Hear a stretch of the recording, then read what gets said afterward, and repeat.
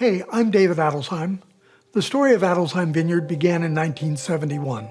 That was the year that Ginny and I decided to risk our life savings on a piece of property in Oregon's North Willamette Valley. Looking back now, we were one of just 10 families that made wine before 1980 from grapes planted on our properties in that region. To celebrate the 50th anniversary of what became our first vineyard, we wanted to tell our story.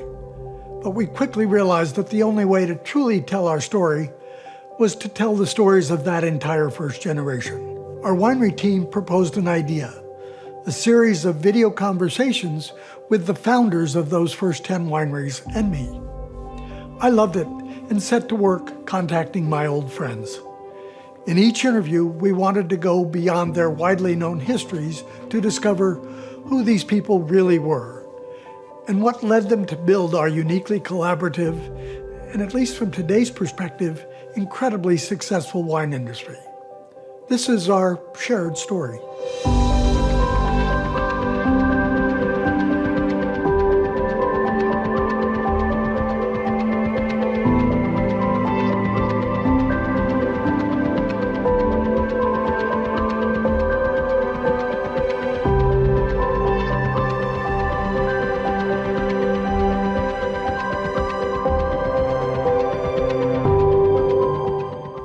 Bill Fuller had already worked in the lab at Italian Swiss Colony, gotten an MS in enology at UC Davis, and had been the winemaker at Louis Martini Winery for 9 years.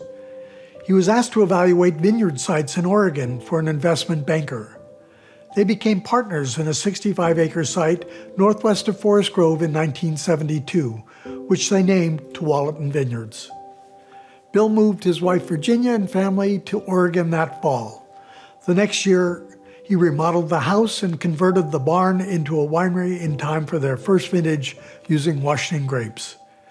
We met up with Bill in the winery's original barrel room on October 16th, 2020. Thanks for letting us do this with you today, back at the original stomping grounds. One of the things that I'm trying to understand in this series of interviews is what molded the people that ended up founding this wine industry. I was born and raised in the San Joaquin Valley, born in Tulare and raised in Visalia. I ended up in Cloverdale, and this is a town north of Santa Rosa, about 40 miles or so.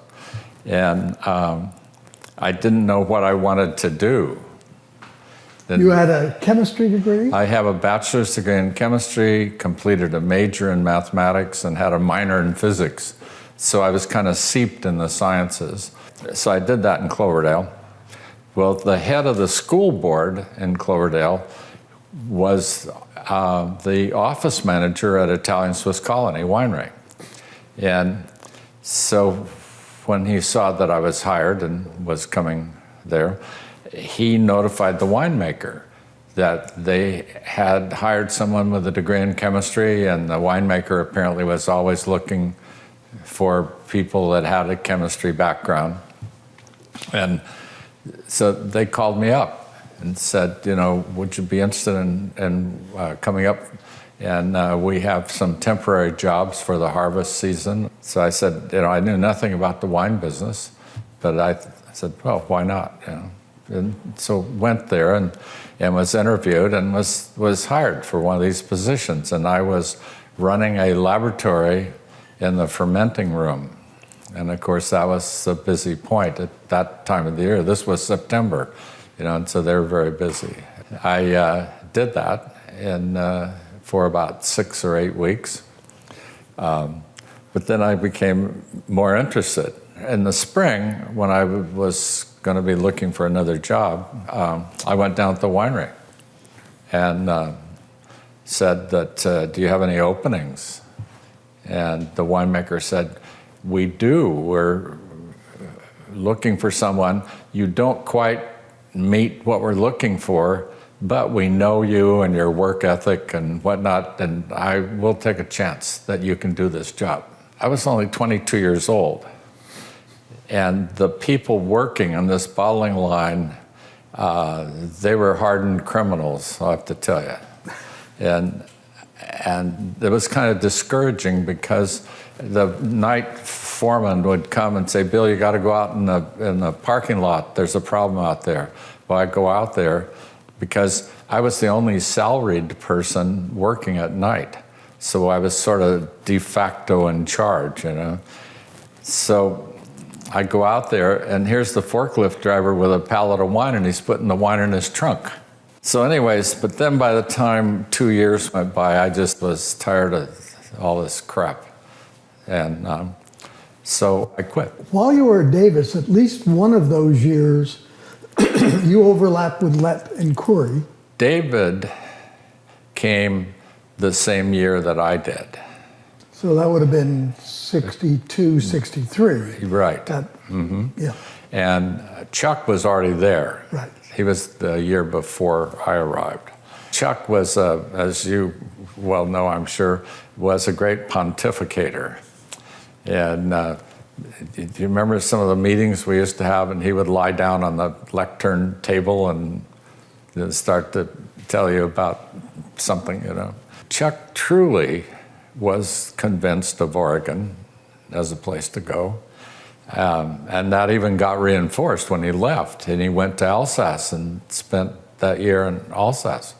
Lee Stewart somehow captivated Dave and really pushed Dave in the direction, because Dave was still kind of floating a little bit. The dental thing was out there, but maybe not, Time went on that Chuck was basically wanting to be a climatologist, and his whole thesis was written on microclimatology. But he had a concept, I think, in his mind, really, of an industry, but he was a very abrasive person. And even at Davis, on the one hand, the abrasive personality, but on the other, some vision? Yes, really. Buried in among all this stuff, But, and Dave at Davis was more trying to find himself and what he wanted to do. But it was being massaged between Chuck and I, and, in a lot of conversations that we had.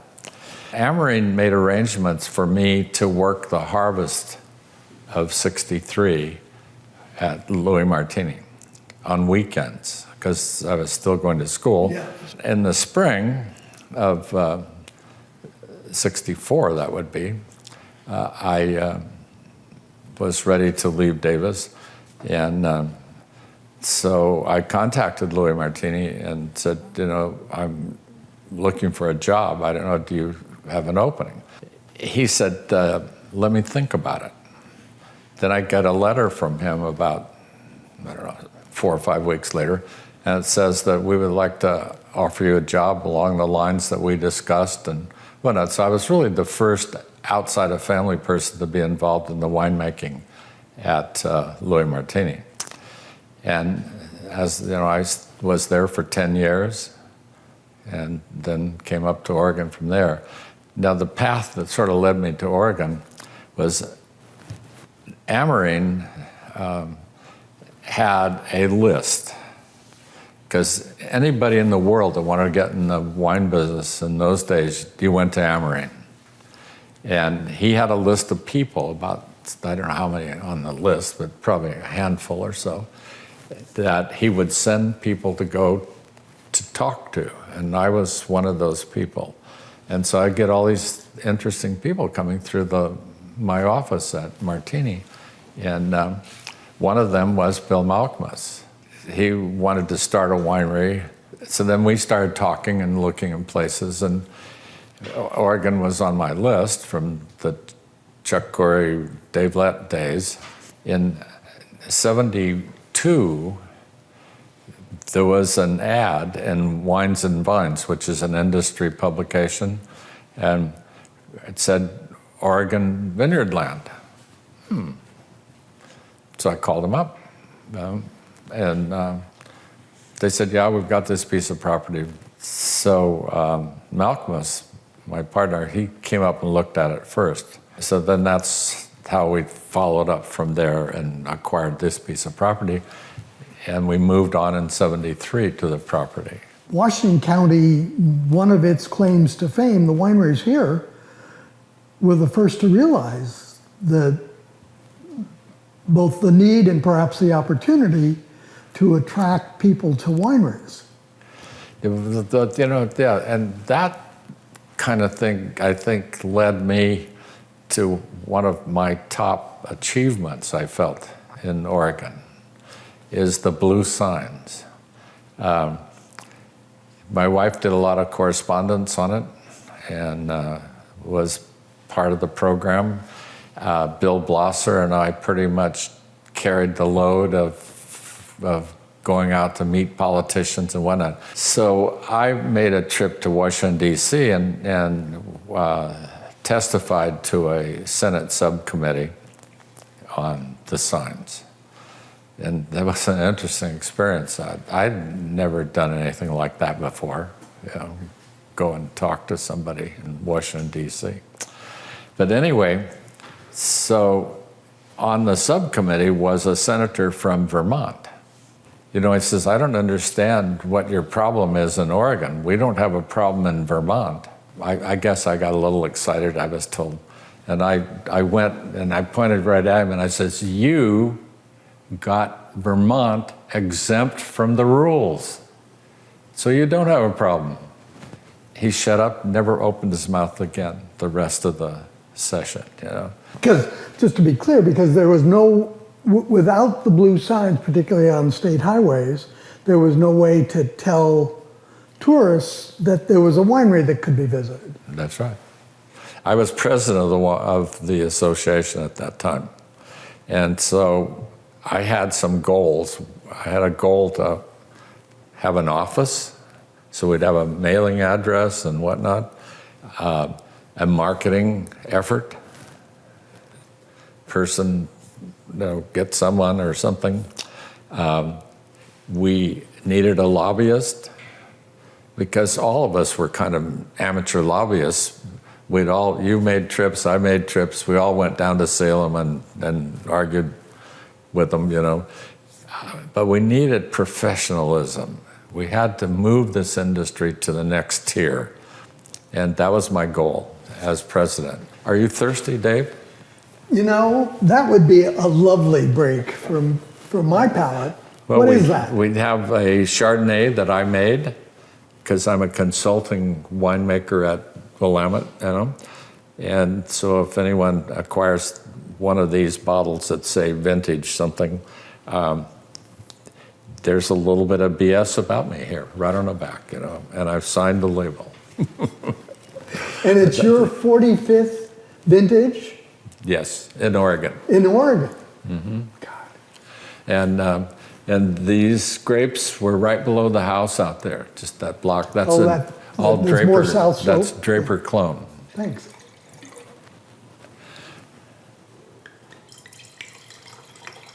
Do you like that nice color there? Good color. Yeah. Pretty good wine, too. It's got it has a low gag factor. Most people don't realize that I had the first wine from Oregon, the first wine in the Wine Spectator Top 100 Wines for the year, Chardonnay. And most people don't realize that. They think it's Pinot Noir and Right. Somebody else got it. But it was my Chardonnay. Clearly, your background was in chemistry, winemaking. Once you came here, you had a vineyard to run. Once you had grapes, you had wine, you had something to sell, and you had a business that needed to be run. How did you master those other skill sets? I look back now and wonder how I did it. Really, it was a lot to do, and I'd never driven a tractor before. So that was one of the first things I had to do is I had to drive the tractor to plow the field to plant the grapes, And I remember one day out below the driveway there. I was driving along, and just my mind off someplace, and I went going down and back and down and back, and I came back and I stopped. There's the disc. The disc had come disconnected from the tractor on the way down, and I didn't even realize it. And I turned around and I'm coming back the other way, and there's the damn disc. But I remember in New York City, I go in this wine shop, salesman takes me there, introduces me to the owner, and he's up on the ladder, and it was kind of like, hi, back to what I'm doing. So then I go the next year, same place.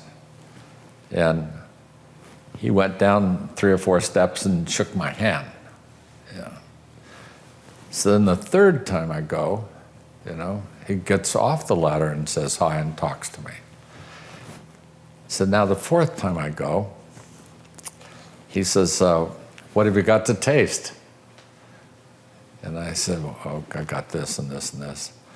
And so then he gives me this little lecture about how it's impossible to buy properly aged wines. They're just not available. I don't see samples of them, So now we're into my wines that he's tasting. And he tastes the Gewürztraminer. And as he looks at the bottle and the vintage, and he says, wow. He said, this is about a year older than the ones that I'm seeing in the marketplace. And I thought, I wanted to slam him and say, you just gave me a lecture how you can't buy wine that's properly aged, and I'm showing you one that is. But I thought, Bill, you're not going to make a lot of brownie points doing that. The difficulty that married couples had, particularly in these early days, staying together through this founding period of the wine industry. And 6 of the 10 families ended up being divorced, both of us. Was that something about the difficulty of the wine business, or just the luck of who we happened to marry? What's your take on that? Well, I think it's both. So in '73, I'd been married for 28 years, I guess. And so it wasn't a new marriage, but never had the same things to do. We had kids, I had a job, wife took care of the kids. We had, regular hours and vacations and whatnot. So life was kind of smooth and just rolling along. And now we come here, and there's a whole different set of demands of you. The things that you were describing earlier about grape grower, winemaker, salesman, blah, blah, blah. And then different aspects of one's personality shows up when you have these demands on your life. But when you're working shoulder to shoulder, you don't have that escape. Your spouse is going to see that screw up that you did, and you're going to have to explain it. Some things you don't want to explain. I know one of the things that played a role in our marriage was the time that I spent for the industry. There were a lot of hours. The industry, in my case, almost took on as important a role as the business, at times. The house there, I lived in that house from 73 to 97, or 95, 95.